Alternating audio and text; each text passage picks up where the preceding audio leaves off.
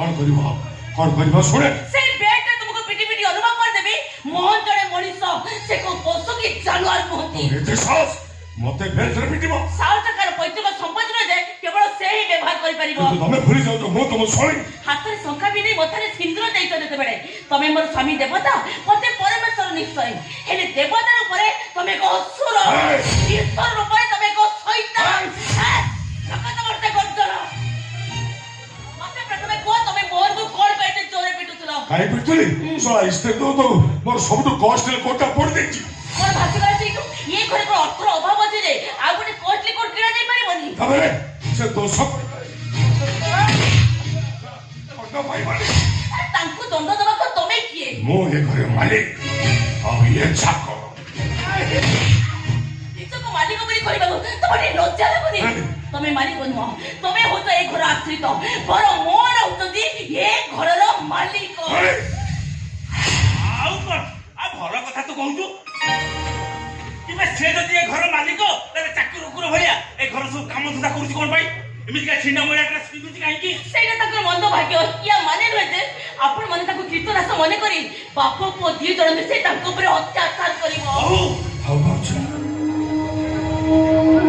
अब मते मालिक बेले कहि देले मो मालिक हिची बेले के माने मो पर वर्ष वर्ष धरि करी आसुतबा अत्याचार को तबे मारण करले माने तम कथा केबे भी रखिबे नी हो से माने मारो तू से माने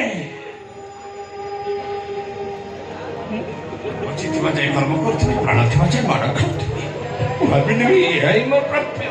एई मोर भाग्य विधाता जतवाळची राजाकार जन्म थि मते चाकर सजे देला हमें चाहे कोन भाग्य को बदल दे परिबो কিন্তু मोहन ने कला मोहन मोर सृष्टि एक कलंकित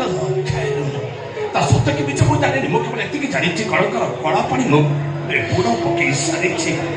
पूर्व जन्मर अभिशाप कलंकर कला रंग मुहरे मारी वर्ण कला धर्म कला व्रत कला कला कला परिपूर्ण ये जीवन कलंक थाउ कि न थाउ ए परिवार पाई मु साची कला मोहन बढ़िया भाषण लाଗୁଛି ତ ଏକ କାକୁ ଯଦି ଧଳା ତ ମା କୋଣ ପାଇଁ ଏଠି ଚାକରାଣୀ ହେଇ ପଡ଼ିକି ରହିଛି କିମ୍ବା ତୁ ଯଦି ନେଲେ କି ନା ନିଆ କୁକୁର ମାଙ୍କଡ ଭଳିଆ ତ ମାଡ଼ ଖାଉଛୁ କ'ଣ ପାଇଁ हे भगवान आपण माने जे जणे जणे मଣିଷ मोर के संदेह होउची ଉଷାର ବହୁ ସନ୍ଦେହ ଭୟ କଥାବାର୍ତ୍ତା କର ତାର ହେଲେ ताने कोन करिबे पोको निर्दय देई मो धर कोन लोहा चेंको देबे ए साल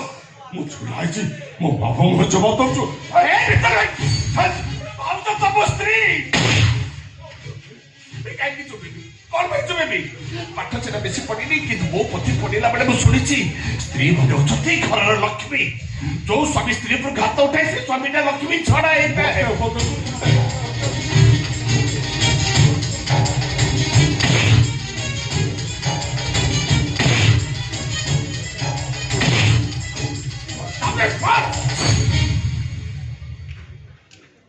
कौन चाहिए एड़ा मुखेश मंगरा अपन जानना केते बड़ सरस अछि अरे अरे रही मु जानि केमिति से पटेल को आयरन के पड़ी गई जे तो संते से गरम आयरन को ता पिठे नडे गई थाम तू ता पिठी ता को कोणा कर गई थाम तू आतिरे गोटे कलंकित सृष्टि सही जाई थाम था किंतु अंकल आपण को एमिति कहबाटा निहाती अन्याय जेते चाहले भी कला मोहन आखिर से कभी भी थोड़ा मोह नहीं परिबनी मु भी तते कहि रखु सुनबो मु तते घरे बहु अधिकार दैछि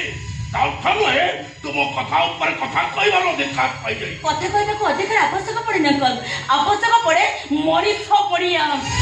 हमरे मो पाखरे मनीष पड़िया नहीं मोरे मानव तो सुजग पुरुष केमिति का मनीष आपण मनीष को करे ओ काहु तुम कोन कहछु अरे अंकल होचो ने हमर अन्नदाता हरता करता तोय विधाता ताको से व्यक्तिगत निज गुटे खराब लागु तमे ताको पाद पूजा करि पारो मात्र अन्याय अभिचार विरोध रे मो पार्टी केबे भी चुप रहिबनी होशियार को मोरे लगाम दे तानले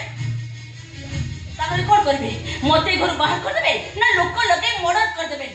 हेले गोटे कथा सुनि रख अंकल जहार किछि उद्देश्य हासिल करबा थाए से पार्टी चुप करि रहे जे असहाय से अन्याय को देखि आखि बुझि दिए ମାତ୍ର ମନ୍ଥ କି ମୁଖ ନୁହଁ ନା ମୋର କିଛି ଉଦ୍ଦେଶ୍ୟ ହାସଲ କରିବାର ଅଛି ନା ମୁଁ ନିଜକୁ ଅସହାୟ ମନେ କରେ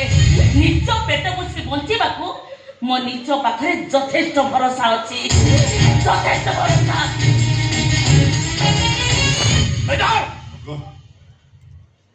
ମାଣିକର ଉଦ୍ଧାର ପାଇଁ ମୁଁ କ୍ଷମା ମାଗୁଛି ତାପରେ ଏ ପ୍ରକାର ଉଦ୍ଧତାମି କହ ମାତ୍ର ବରଦାସ୍ତ ଆପଣ କରିପାରିବି ଧୈର୍ଯ୍ୟ ଧରନ୍ତୁ ମୁଁ ଏବେ ବାଡ଼େଇ ବାଡ଼େଇ ତା ପେଟରୁ ଛାପ ଏମିତି ଖୁଣ୍ଡା ଭଳିଆ ଖେଳି କଣ ଅନାନି ସବୁ ଅନର୍ଥର ମୂଳ କାରଣ ତୁ ମୁଁ କେମିତି ଜାଣିବି ମାମୁ ଭାଉଜ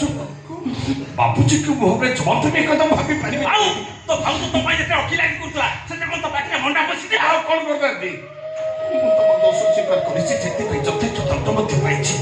ୟା ପରେ ବି ବାବୁଜୀଙ୍କ ନଜରରେ ମତେ ଯଦି ଆହୁରି ଦଣ୍ଡ ମିଳିବା ଦରକାର ତାହେଲେ ଦଣ୍ଡ ଦିଅନ୍ତୁ ବାବୁଜୀ ମୁଣ୍ଡ ବାନ୍ଧି ଶୋଇଯିବି ବାବୁଜୀ ତୋ ମୁହଁ ଚାହିଁବାକୁ ଇଚ୍ଛା କରେନି ଏକଥା ତୁ ଜାଣିଛୁ ନା ନାହିଁ ଜାଣିଛି ବାବୁଜୀ এই কলঙ্কিত মুহূর্তটাকে আপন ବହୁତ ଘୃଣା କରନ୍ତି ବୋଲି ମୁଁ ଭଲ ଭାବେ ଜାଣିଛି ହେଲେ କ'ଣ କରିବି ଭାବୁଛି ନିଜ ଇଚ୍ଛାରେ ତ ନୁହେଁ ବେଳେ ବେଳେ ଅନିଚ୍ଛା ସତ୍ତ୍ୱେ ସେ ଉଚ୍ଚରା ସ୍ରୋତରେ ସେ ସମସ୍ୟା ଆସି ଆପଣଙ୍କ ସାମ୍ନାରେ ପହଞ୍ଚି ଯାଉଛି ଭାବୁଛି ଆଜିର ଭୁଲ ପାଇଁ ମୁଁ ଆପଣଙ୍କ ହାତ ଯୋଡ଼ି କ୍ଷମା ମାଗିଛି ଆଜିର ଭୁଲ ପାଇଁ ଆପଣ ମୋତେ କ୍ଷମା କରିଦିଅନ୍ତୁ ଭାବୁଛି ଆମ କଥା ତ ଯେମିତି ମୋ ଜୀବନରେ ମୁଁ କେବେ ବି କରିବି ଖାଉ ମିଠା ଚିକିରି କଥା କହିବା ଦରକାର ନାହିଁ ଯା ପଳାକୁ ସେପଟେ ଯାଇ ବଗିଚାର କାମ କରିବୁ ଯା ହେଲେ ଶୁଣ ଆଜି ତୋର ଖାଇବା ବନ୍ଦ এটা ମୋ ପାଇଁ ତୋର ନୂଆ କଥା କି ମାମୁଁ ଏମିତି ମାସରେ 10 ଦିନ ମୋତେ ଉପାସ ରହିବାକୁ ପଡ଼ିଥାଏ ବଞ୍ଚିବାକୁ ଇଚ୍ଛା କରିଥିବା ମଣିଷରେ ସେଟା ଖାଇବା ପ୍ରତି ଲୋଭ ଥାଏ ହେଲେ ମୁଁ ତ ମରିବାକୁ ଅପେକ୍ଷା କରିଥିବା ଜୀବଟାଏ ଖାଇବାର ଲୋଭ ଆସିବ କୋଉଠୁ ମାମୁଁ